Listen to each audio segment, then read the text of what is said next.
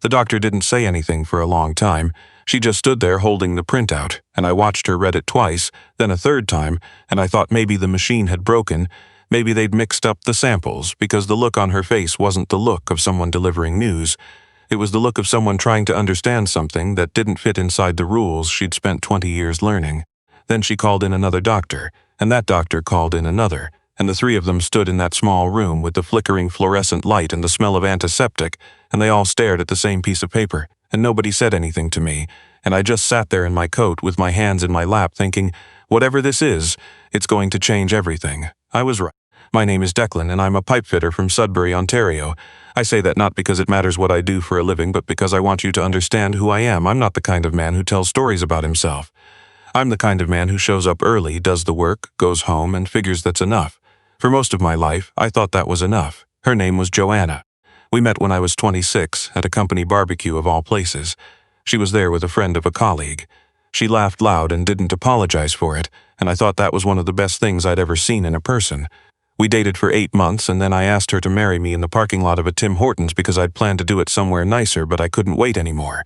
She said yes before I finished the sentence. We had a daughter 14 months later. We named her Isla. I remember being in the delivery room and cutting the cord and thinking, I would do anything, that's the only thought I had. Not she's beautiful, or I'm a father now, just I would do anything for this person. I didn't even know her yet. But I already meant it completely. The first 3 years were hard in the way early parenthood is always hard. The sleep deprivation, the worry, the constant negotiation of two people trying to hold their marriage together while also keeping a small human alive. But we managed. We were good at managing, then Joanna got a promotion. It was a good thing, I want to be clear about that. She worked hard and she deserved it, and I told her so. But the promotion meant a transfer to the Toronto office, and Toronto was 6 hours away, and the money was better, but everything else got more complicated.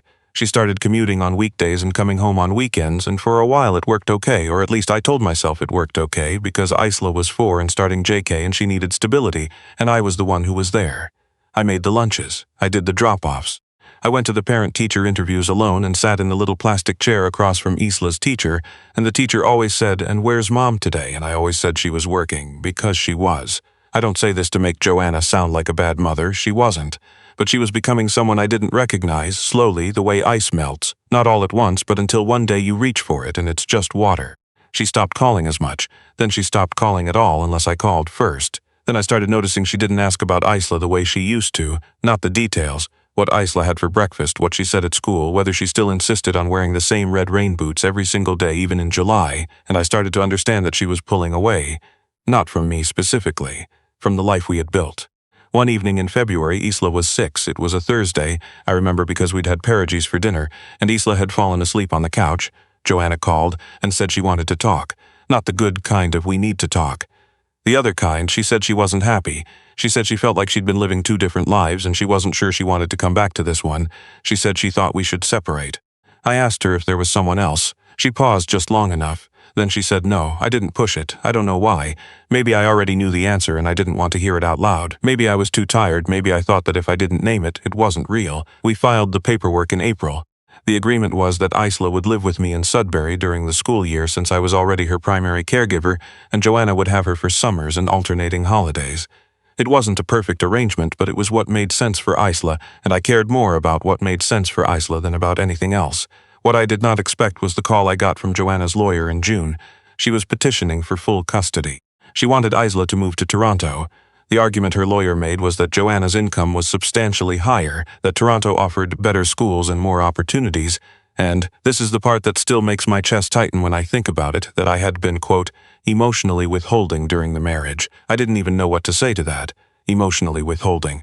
I'm a pipe fitter from Sudbury who cried at Isla's first school concert and kept every drawing she ever made in a binder under my bed. I don't know what emotionally withholding means when I spent 2 years putting my daughter to bed alone every night because her mother wasn't there. But I didn't fight it the way I should have. Partly it was the money. Legal fees are brutal, and I was already stretched.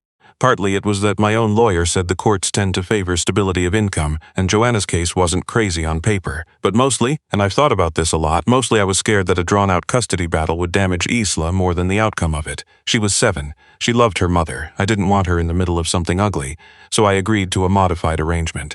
Joanna got primary residence. I got Isla for summers, March break, and 2 weekends a month. I moved down to Barrie to cut the distance in half. found a smaller place, found work with a contractor there, tried to make the best of it. For the first year, the arrangement held more or less. Then Isla started having a harder time with transitions.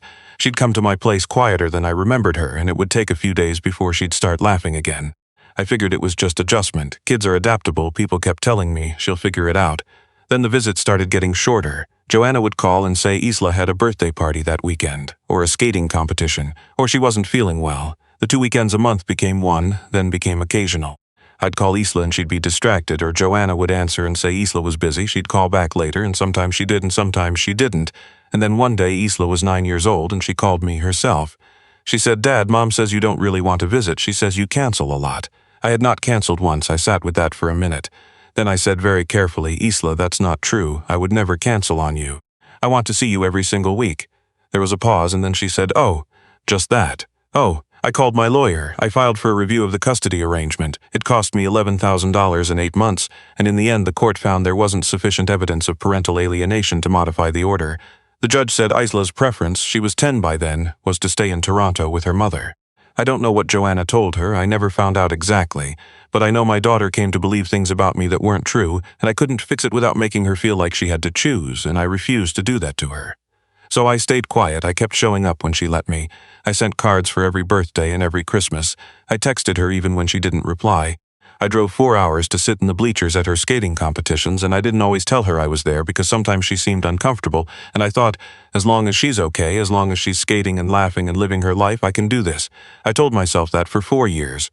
Isla was 13 when I got the call from Joanna. Not her lawyer this time. Joanna herself. Her voice sounded different, smaller somehow, scraped down to something raw. She said she needed to tell me something and she needed me to stay calm. She said Isla had been diagnosed with aplastic anemia. I didn't know what that was. She explained it while I sat in my truck in a parking lot in Barrie, and I remember thinking that I should be writing this down, but I couldn't find a pen and it didn't matter because I was only hearing part of what she was saying. The rest of it was just noise. Aplastic anemia. The bone marrow stops producing enough blood cells. It can be mild or it can be severe. Isla's was severe. The treatment of choice for severe aplastic anemia in young patients is a bone marrow transplant. They would look for a matched donor first in the family, then expand to the registry. "I'll be tested," I said. There was a pause on the line. "Declan," I said, "I'll be tested. She's my daughter, whatever she needs." I drove to Toronto the next morning. Joanna had given my name to the transplant team at Sick Kids, and they had me come in for HLA typing, the matching test they do to see if your immune system profile lines up with the patient's. The nurse who did the blood draw was a quiet woman named Renata who told me the results would take about 2 weeks and that even with a good match, there were other factors to consider. I nodded. I didn't really process what she was saying. I was thinking about Isla down the hall in a hospital bed, and whether she knew I was here and whether she wanted me to come see her. I asked Joanna if I could visit. She said she'd check with Isla. Isla sent a message through Joanna that said yes. When I walked into the room, she was sitting up in bed with a book on her lap. She looked pale in a way that had nothing to do with light, a kind of pale that goes all the way through. But she looked up when I came in and she said, "Hi, Dad," and the way she said it, not guarded, not flat, just "Hi, Dad," like a normal thing, made it so hard to breathe that I had to pretend I was just clearing my throat. We talked for about an hour, about nothing important. About her book, about a show she was watching, about the food in the hospital, which she said was not as bad as everyone says, but not good either. I didn't bring up any of the years in between. It wasn't the time. When I left, she said, "Thanks for coming." I said, "I'll always come." 2 weeks later, I was at work, underground actually, which is why I didn't feel my phone vibrate, and when I came up there were 3 missed calls from a number I didn't recognize. I called back. It was a doctor from the transplant team, Dr. Marissa Okafor. She asked if I was somewhere I could talk. I said yes. She said she needed me to come in. I said, "Is it good news or bad news?" She said, "I think it's best if we discuss it in person." I drove to Toronto that evening. I didn't call Joanna. I didn't know what I would say. Dr. Okafor was a small woman with reading glasses she kept taking on and off, and she brought another doctor with her, Dr.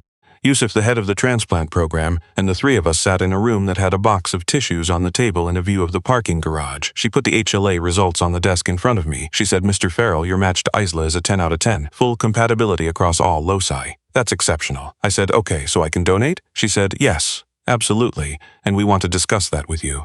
But first," and she took her glasses off again, "I want to make sure you understand what the test also tells us." I looked at the paper. I don't read medical reports. It was columns of numbers and codes. She said an HLA match this complete between a parent and a child, combined with the extended genetic markers we run, it's not something we see by chance. What it tells us, Mr. Farrell, is that you are almost certainly Isla's biological father. I heard the words, I understood them individually, but they didn't arrange themselves into sense right away. I said, I know I'm her father. Dr. Okafor said yes, but I want to be explicit, because we understand there was some question about this. We were told by the mother that paternity was uncertain. What the test shows is that there is no uncertainty. I sat with that for a moment. There was some question about this.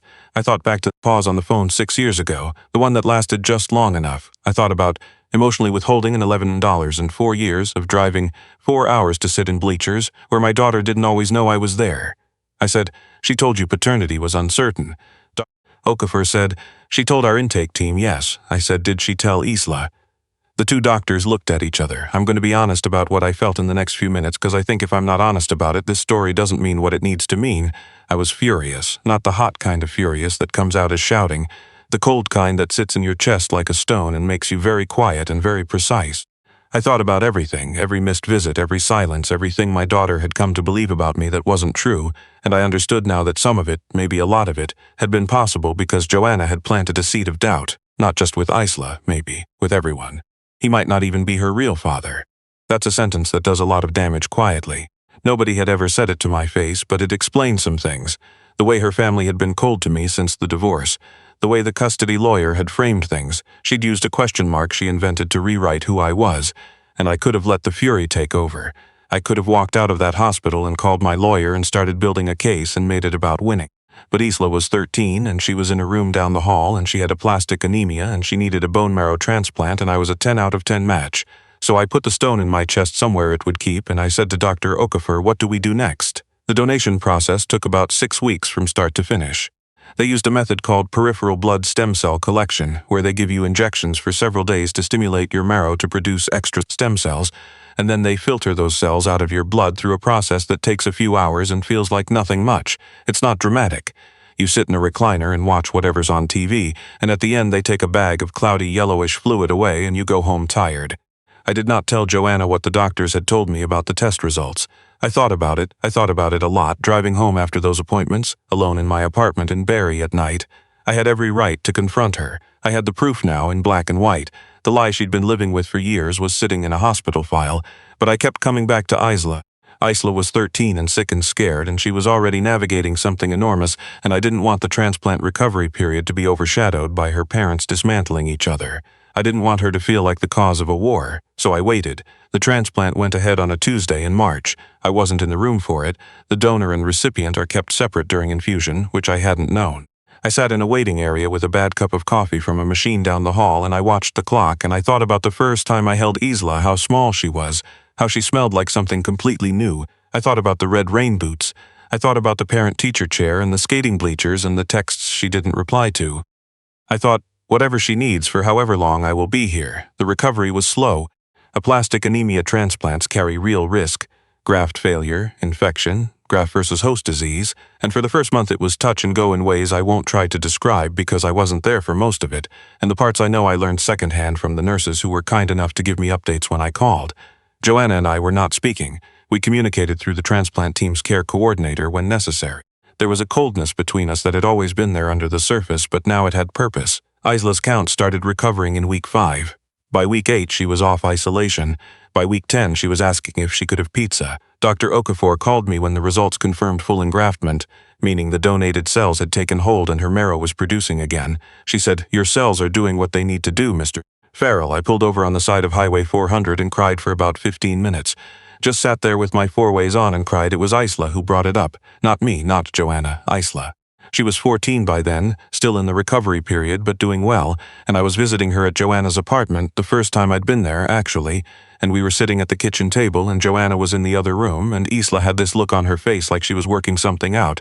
She said, "Dad." I said, "Yeah." She said, "The doctors told me about your test." I didn't say anything. She said, "The match.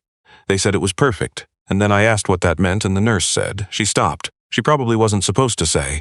I waited. Isla said, "She said it means you're definitely my biological dad." The apartment was very quiet. I could hear Joanna in the other room. I don't know if she could hear us. I said, "Yes." Isla looked at her hands. She was quiet for a moment. Then she said, "Mom told me she wasn't sure." I said, "I know." Another pause, longer this time. Then she said, "Did you know she said that to me?" I said, "No, not until the doctors told me." She said, "How long did she tell people that?" I said I didn't know exactly. She looked up at me and she said something that I will carry for the rest of my life. She was 14, sick, recovering, and she looked at me very steadily and she said, "You came anyway, that's it." 3 words. She wasn't accusing her mother of anything. She wasn't excusing her either. She was just saying the thing that was true, the thing that she'd clearly been turning over in her mind for some time, that whatever the question mark had been, I had shown up anyway. Every drive, every bleacher, every unanswered text. Every year of keeping quiet so she wouldn't have to choose. "You came anyway," I said. "I will always come." Joanna came into the kitchen then and she stopped when she saw our faces. She looked at Isla, she looked at me, and I saw it, the moment she understood that Isla knew. She didn't say anything, and I didn't say anything, and Isla didn't say anything. The room was very still. Then Isla reached across the table and put her hand over mine, and I understood that the conversation between Joanna and Isla was going to happen later without me and that it needed to happen that way. I squeezed my daughter's hand and I let it be. I'm not going to tell you that everything is perfect now. Life doesn't work that way, and I'm suspicious of stories that end with everything perfect. What I'll tell you is this: Isla is 16 now. She's been in full remission for over 2 years. She skates again, not competitively, just for herself, which she says she actually prefers. She texts me most days, not long texts. Sometimes just a meme or a voice note that's basically just her laughing at something, but every day. She spent last Christmas at my place in Barrie. We made a terrible turkey together, dry, slightly burnt on one side, and watched 3 movies back to back and stayed up too late, and at some point she fell asleep on the couch the way she used to when she was 6, and I sat in the armchair across from her and I thought about how close I came to losing her. Not just to the illness, to time, to silence, to a question mark that wasn't real. Joanna and I still don't have a warm relationship. I don't expect we will. There's too much water under that bridge and too many things that can't be untaken. But we don't fight anymore, and when Isla needs us both in the same room, graduation eventually, I hope, and whatever comes after, I think we'll manage. My mother, who is 71 and lives in the soul and has a way of saying things that sounds like she's just making conversation when she's actually making a point, said to me after all of this, "Declan, you know the worst thing about being a good man? Nobody notices when things go right. They only notice when things go wrong." I told her that was pretty dark. She said, "No, that's just how it is. But the good news is your daughter noticed." She was right. My mother is almost always right, which is irritating, but there it is. I've been thinking about what I'd say if someone came to me who was in a version of what I was in, not the medical crisis, but the years before it. The years of keeping quiet when people told you things about yourself that weren't true. The years of showing up when it wasn't invited and staying small so someone else could be comfortable. I don't know that I'd tell you to fight harder, because sometimes fighting is the thing that destroys what you're trying to protect. I don't know that I'd tell you to walk away, because I never could have looked at myself if I had. What I would say is this: keep a record of who you actually are. Not in a legal sense, though that too, but in the sense of knowing your own truth well enough that a lie can't replace it. Joanna's question mark worked for years because it landed in places where nobody checked. Nobody asked me directly. Nobody looked at the actual evidence. When the evidence finally mattered, when it was a blood test and a transplant team and a medical file, the question mark dissolved in about 30 seconds. The truth was always there. It just had to find the right moment, and Isla had to find it herself. I think that's the part I used to struggle with, the idea that I couldn't hand her the truth. I could only be who I was and wait for her to see it. I used to think that felt like losing. Now I think it was the only way it could have worked. If I'd forced the confrontation, she would have been caught in the middle. Instead, she arrived at it herself at 14 in her mother's kitchen, and she said 3 words, and they told me she'd already done the work. "You came anyway." Yeah, I did, and I would do it again, every time without question, because that's what it means to be her dad. Not the biology, though it turns out that's there too, but the driving, the bleachers, the unanswered texts I kept sending anyway. That's the whole story. And I don't think it ended. I think it's still going every day in the small, ordinary ways that don't make for dramatic telling but are the actual substance of a life. A text with a meme, a bad turkey at Christmas, a voice note that's mostly just laughing. That's enough. That's more than enough. That's everything.